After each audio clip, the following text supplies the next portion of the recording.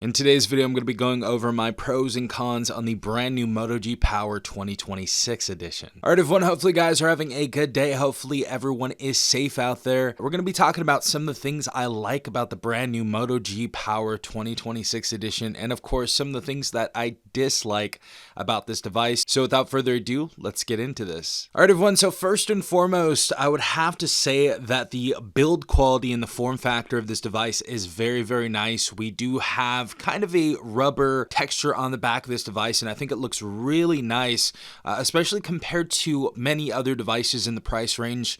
As you guys know, the Galaxy A17 5G just came out, and that looks good. Honestly, it's very simplistic, it's very minimalistic, but it doesn't look as good, in my honest opinion, as the Moto G Power lineup in general. And the Moto G Power 2026, nothing has changed there. We still have this not eco leather, but an eco rubber back right here. Very, very grippy. Really nice that we get the emblem right here. Obviously, the camera module looks a lot different than many other phones in its class, and I just like the all-around look of the Moto G Power 2026. It's just a beautiful device, and it has a unique and classy design, in my honest opinion. It looks really nice, honestly. Next pro has to be that we have a huge 5200 milliamp battery inside of this device. So of course you're going to last all day with the Moto G Power 2026. This is going to be for the person that goes to school, goes to work, you know, you're going on vacation, you know, you're going to go out the whole day and you need a phone that's going to last that entirety of the day. This is going to be that device right here. This is going to last you a day and then some for the majority of people.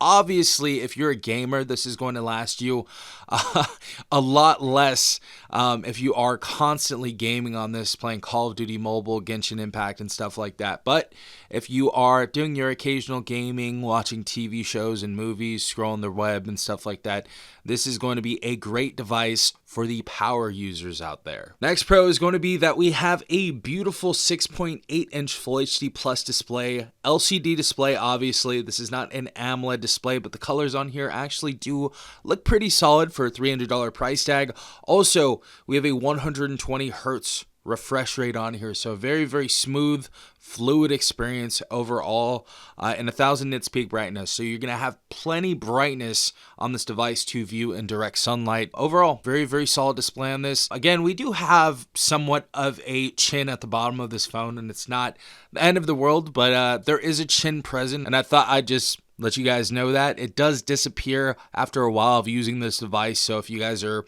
you know, scrolling the web, scrolling through social media, playing games and stuff, it does seem to disappear. And honestly, it doesn't look too bad in my honest opinion. Next pro has to be that we can expand storage via micro SD card right there. We can go in that slot and drop up to a 1 terabyte micro SD card inside of there. So if you guys want to hold a bunch of different files or ROMs for your emulators to play video games or images or photos or videos, you know, you guys are going to be able to hold up to a terabyte via micro SD card in here. So very, very nice addition right there. Many devices, obviously nowadays, do not let you expand your storage, so it's beautiful to see this on the Moto G Power 2026 in 2026. Next pro has to be the durability of this phone. This, of course, is an all plastic and rubber design, but we do have some nice military standards right here. So we have the military standard 810H compliance on here.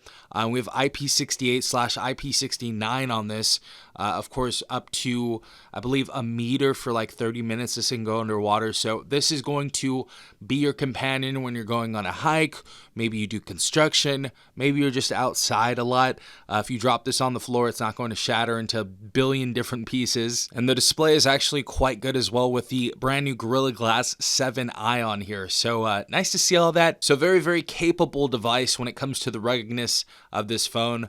Great to see it on here. Next pro is very, very basic, but in 2026, guys, look at this. We have a headphone jack right here, so you don't have to use wireless earbuds in 2026 on a Moto G Power device. That's really nice to see they put that in here. They did not have to do that. They absolutely know their customer very well, though, so had to add that in there. And last but not least, we have stereo speakers on this device. They are absolutely not the best in the world. They are not the loudest. They don't have the fullest volume. They don't have the most bass, but we have stereo speakers on this device, and that's what matters the most.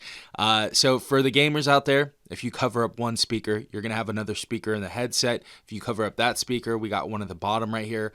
If you cover up both, well, you're SOL. But the speakers on here are decently solid for $300. And it's just nice to see that we have dual speakers on here, or stereo speakers, and not just one. And of course, getting into the dreaded cons on the Moto G Power 2026 edition, the first one is going to be the most obvious one. You guys already know. No wireless charging on this device. There's been a bunch of different speculation coming out, and the company, I think themselves, said the reason why they didn't add wireless charging on here is because they put more money into the battery to give us a better battery life. Now, if that is the truth, I guess that's a nice trade-off. We get 200 more milliamps, so we get 5,200 milliamps compared to last year's 5,000 on the Moto G Power 2025. But let me know what you guys think in the comment section down below. Is that a good trade-off for no wireless charging? I personally don't really use wireless charging all that much anymore. I know it's good for the longevity of your phone, but I'm getting in phones constantly all the time that honestly, at the end of the day, I just pop it on the wire, and it's not really too big of a deal. I don't really like to put my phones on wireless chargers, and honestly, I don't really have them set up around the house either. So it's not a big deal to me that doesn't have wireless charging. But let me know what you guys think in the comment section down below. Is it a good trade-off? And the last con on this device, and quite possibly the biggest con, we do have 8 gigabytes of RAM inside of here, which is solid. It is very, very solid, and we get that virtual RAM boost inside of here. I believe up to 24 gigs as well, so you guys can hold a bunch of different windows open in the background and have a smoother, more fluid interaction with the operating system on here. But we have the same processor inside of here. We have the MediaTek Dimensity 6300 processor, the same processor that we got in the 2025 iteration of this device. Really was hoping that we were going to get a little bit of a better processor inside of here. Now, this isn't the worst processor in the world, but it did feel a little clunky last year. But for most people out there, this is going to be a very, very capable processor, especially since most people are just doing the basic stuff. They're not doing any crazy, top 1% nerds out there where they're running custom ROMs and doing stuff like that on their phone. So you're going to be completely fine if you're a basic user with this device. But just the nerd in me wants to see a better processor in the next iteration every single year. So I'd have to put that down as a con in this video. But those were my pros and cons on the Moto G Power 2026 edition.